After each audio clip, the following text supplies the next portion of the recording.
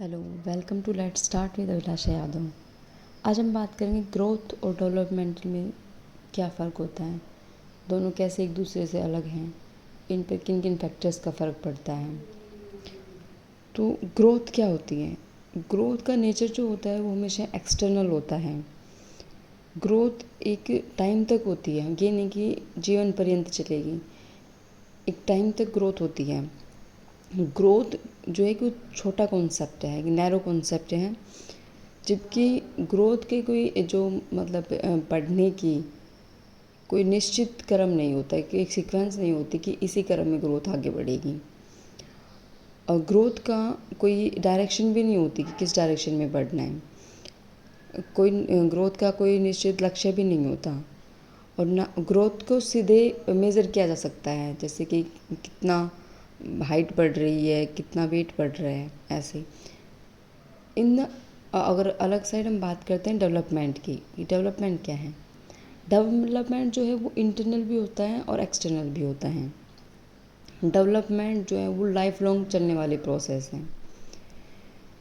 जो डेवलपमेंट शब्द है वो उसका जो कॉन्सेप्ट है वो बहुत ब्रॉड कॉन्सेप्ट है। इसका एक मतलब सीक्वेंस होती है कि जैसे कैसे डेवलपमेंट होगा, और इसकी एक निश्चित डायरेक्शन होती है। जैसा कि हमने सुना अभी है सिफेलोकोडल डेवलपमेंट जो होता है वो सिर से पैर की तरफ होता है, प्रोक्सिमो डिस्टल होता है। ऐसे ही इसकी एक विशेष लक्ष्य होता है कि कैसे कैसे डेवलपमेंट होना है। और डेवलपमेंट को सीधे मेजर नहीं किया जा सकता। जैसे कि हम बात करते हैं कि इसके इंटेलिजेंस कितनी है, तो ऐसे किसी में इंटेलिजेंस जीरो हो ऐसा नहीं हो सकता। तो ये बताया हमने कि ये डिफरेंस होते हैं। फिर बात करते हैं हम कि जब ग्रोथ और डेवलपमेंट को इफ़ेक्ट करने वाले कौन कौन से फैक्टर होते हैं। तो सबसे मेन तो होता है हेरिडिटरी होती है हमारी, जो हमें आनुवंशिकता मिलती है अपने पेरेंट्स से, अपने जो जीन्स मिलते हैं वो। फिर उसके बाद आता है कि हमारे जो एनवायरमेंटल सिचुएशंस क्या क्या है, हमारी एंडोक्राइन ग्लैंड्स कैसी हैं, कुछ जेंडर का भी इफ़ेक्ट पड़ता है, हमारी इंटेलिजेंस कैसी है, हमें कोई बीमारी हो गई है या कुछ इंजरी लग गई है उसकी, हमारा कल्चर कैसा है, तो हमारा एनवायरनमेंट है वो हो गया। और कुछ मतलब जो हम जैसा खाना खाते हैं वो। ऐसे ही डिफरेंट डिफरेंट स्टेज, जैसे कि इन्फेंसी स्टेज है, चाइल्डहुड स्टेज है, एडोलसेंस है, तो उसमें अलग अलग स्टेजेस होती हैं। उसमें कैसे कैसे बच्चा सीखता है इनके बारे में। जैसे इन्फेंसी में है उसे अप्रोप्रिएट एनवायरनमेंट मिलना चाहिए। बच्चे को क्यूरियोसिटी होती है कुछ भी जानने को, तो उसको शांत करना चाहिए, उसके बारे में बताना चाहिए। जो खुद को एक्सप्रेस करने का जो गुण होता है उसका मौका देना चाहिए। अच्छे अच्छे आदतें बनानी चाहिए बच्चों में, जो उसके बेसिक इंस्टिंक्ट होते हैं उनको प्रोत्साहित करना चाहिए। बच्चों को खेल खेल में सिखाना चाहिए।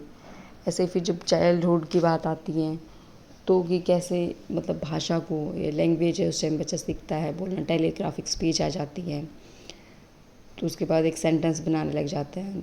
तो उसको कैसे प्रायोरिटी देनी है, कैसे जो इंटरेस्टेड गेम्स हैं, कुछ भी वो खेलने में इंटरेस्ट ले रहा है उससे कैसे आगे बढ़ाना है, कैसे उसकी लर्निंग करानी है, कैसे उसके लिए करिकुलम बनाना है, कैसे उसे क्रिएटिव लर्निंग के लिए आगे बढ़ाने के लिए प्रोत्साहित करना है। इन सब चीज़ों पे फोकस किया जाता है। और जब बात करते हैं एडोलसेंस स्टेज की, ये सबसे एक कठिन काल बताया गया है। जैसे स्टैनले हॉल ने इसे एक संघर्ष और तूफान की अवस्था भी बताया है, क्योंकि इसमें एडजस्टमेंट में बहुत ज़्यादा प्रॉब्लम आती है। इसमें बच्चा इमोशनल इमेच्योर भी होता है, और स्टडी करने में भी उसे इंटरेस्ट कम होता जाता है, और बाहर के खेलों में ज़्यादा रुचि दिखाता है, बाहर घूमने में ज़्यादा रुचि दिखाता है।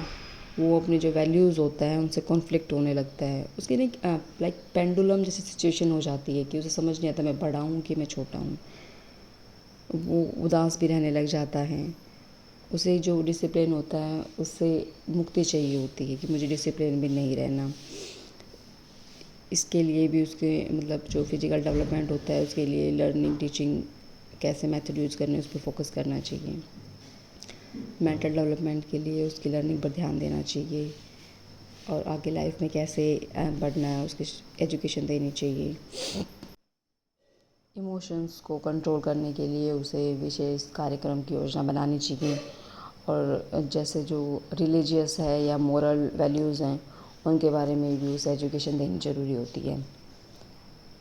इसी प्रकार हम बच्चे की डेवलपमेंट